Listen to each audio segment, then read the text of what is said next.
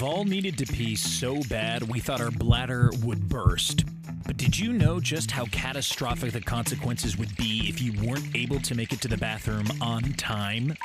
Imagine you're at a rockin' house party sipping on your 6th can of Old Milwaukee beer, and then you feel it.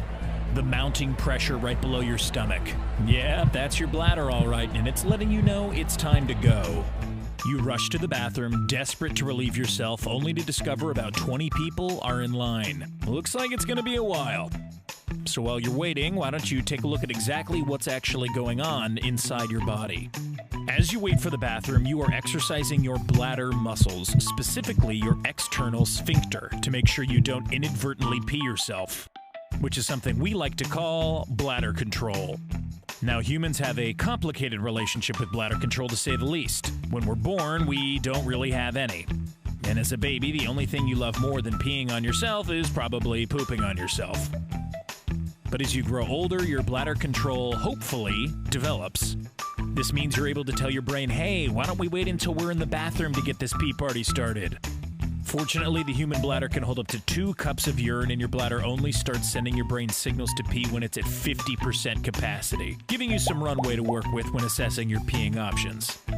But while our brain is capable of overriding these signals for quite a while, holding your pee for too long can be a really bad thing. Don't get us wrong, holding it in once in a while, although uncomfortable, is no biggie.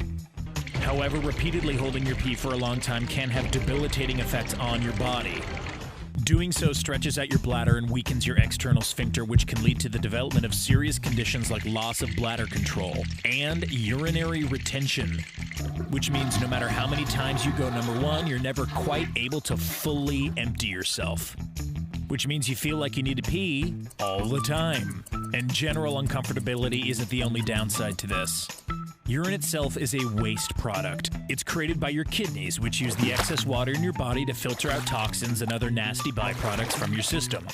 Peeing when you feel the urge is good because it promptly removes these toxins. However, letting pee sit in your bladder for a while can cause a plethora of other problems. If you wait too long, the bacteria in your pee may have the chance to multiply, giving you a nasty urinary tract infection, or UTI. Also, if your urine has high levels of uric acid and acetate, a delayed trip to the bathroom can allow these components to crystallize, causing kidney stones.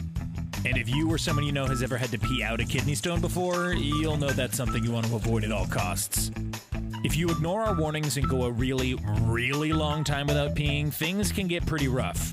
It's rare, but people have been known to burst their bladders just by holding in their pee.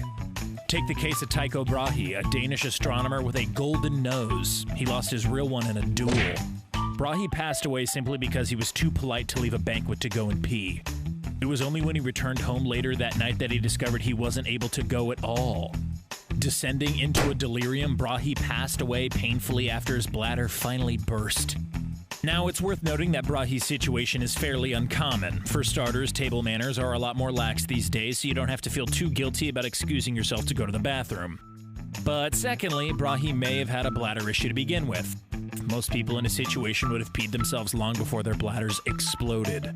However, there is one important factor in Brahe's story that still has a role in endangering bladder health today, and that's alcohol. That's right, alcohol consumption can severely increase your chances of bladder rupture.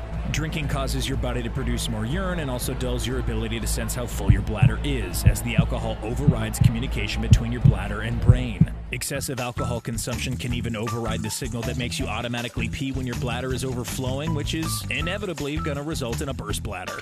If all this burst bladder talk has got you on the verge of wetting yourself, remember it's pretty rare that it happens at all. And it's worth remembering that holding your pee occasionally is fine. It's only when you have to do it repeatedly that serious complications can emerge. Generally speaking, though, the sooner you pee, the better, especially if you don't want to be using adult diapers in your 50s. If you like this video, make sure you subscribe to the Brainiac YouTube channel. There you'll find tons of interesting videos on the often amazing, sometimes disgusting inner workings of the human body. There. Bathroom's free. Do your bladder a favor and open the floodgates. See you, Brainiacs.